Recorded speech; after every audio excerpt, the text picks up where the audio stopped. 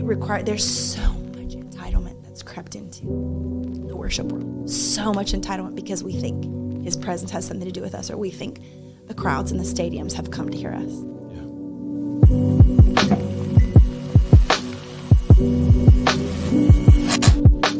Hey. Hi. How are you? I'm good. It's good to see you. Thanks for asking me to do this. Why? Well, because it's fun to talk. I kind of forget these things are here because it's wonderful to talk to friends that love Jesus. It's just good. It's wonderful. So, we go way back. Yes. And, but this is the first time we've been able to sit down and chat outside of traveling on the road. Exactly. And I'm going to take my gum out of my mouth. I forgot I even had that. So, Steph, how are you? Oh my word. I'm good. I'm blessed. The Lord's just tucked us in the sweetest space. I think we needed it so much. We went from Reading, which is wonderful, to tiny Franklin. So why are you following me around America? So what is that all about? Did you come to Franklin first, though? I mean, technically no. And technically you were in Reading first as well, but it just feels weird. I'm kidding. Yeah. No, I think it's pretty amazing though. I feel like, I don't know, even being in the same place, it always reminds me of what God did when we met. But we felt like the Lord led us out here. There's so many little signs and stories that come with the move. You know how that is. And then the Lord, we were looking at houses in Reading. This is just a fun little one. And I was frustrated with Stephen because he was on his computer on a Sunday. And I was like, we don't do this. Hold on, what? You don't do computers on Sundays? I was like, we have to have a day when we are out. Okay. And this is the Lord's day, and I need you to check in here. Okay. I was not stoked, and I was probably rude. But he was like, babe, I know, but I felt like I needed to get on. I felt like I needed to get on and look for a house. And he's like, and I found something. I'm like, okay, I'm sorry. But he showed me this little white kind of farmhouse. Yeah. And he's like, this is probably going to be my structural nightmare.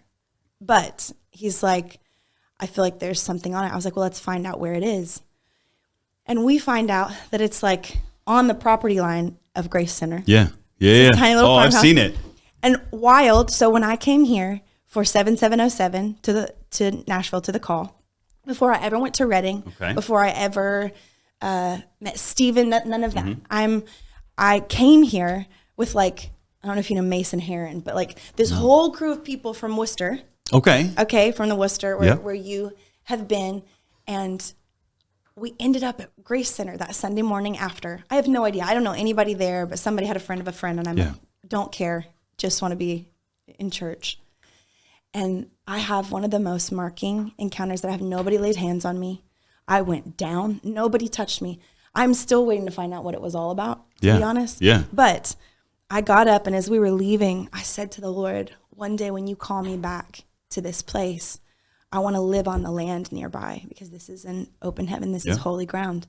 And I want to be right here. And I want to come to this church. They didn't even have a sign on the door, And then the Lord gives us the house on the property line. So cool. You can't make that kind of stuff up, I love Grace Center. I know. Grace Center loves you. Pastor Jeff's incredible too. What an amazing, he's a stunning what an soul. amazing man. Listen, okay, so I'm sure that everybody watching this has some understanding of who you are. But for those who might not, who is Steffany? What do you do? Tell us about yourself. Oh man. Nobody ever asks that. I think we like to, I assume, right, that most everybody watching this will know who you are. But let's just say you go to a place and nobody has any idea. Yeah. Who are you? What do you do? Well, I'm a little Nazarene pastor's daughter who got completely ruined by the Spirit of God in the most wonderful way. And my daddy always loved the Holy Ghost. He taught us things at home that we didn't even learn in church, right? Yeah. Because they didn't talk about all of that. But he taught us about healing. And when the car would break down, he'd say, we're going to lay our hands on this engine and we're going to pray and Jesus is going to start this car. And we saw AIDS healed and the dead raised in these little Nazarene churches, and just the power of prayer, the power of leaning into the person of Jesus and the gospel. And we saw deliverance ministry. And so I have a rich heritage that I know so many didn't have. And I'm so grateful. It becomes more precious to me as time goes on.